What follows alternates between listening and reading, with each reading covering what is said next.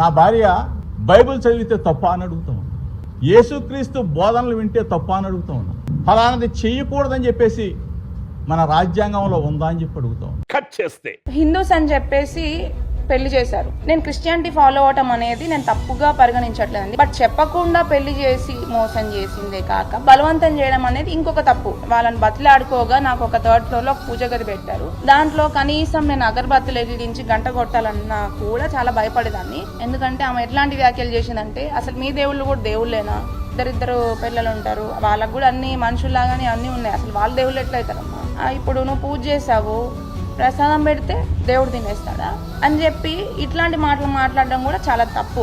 First thing ఆమె ఇంకా నువ్వు హిందువు మీ దేవుడిని నమ్ముకున్నావు కాబట్టి నీకు ఇట్లా అయిందేమో, మా దాంట్లోకి వచ్చేసేయి అని చెప్పి ఇట్లాంటి మాటలు మాట్లాడదనమాట. అంటే అది ఏం చిల్లర కాదురా మీరు.